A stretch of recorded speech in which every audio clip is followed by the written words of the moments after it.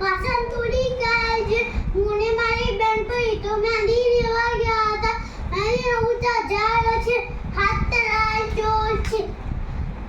મારી મમ્મીએ એમ કીધું કે કપડાં ધોઈ ગયા છે. મારા મનમાં એમ થયું કે કપડાં ફરી નાખજે. હું ને મારી બેનપણી તો મહેંદી લેવા ગયા હતા. મહેંદી ઊંચા ઝાડ છે, હાથ તળાય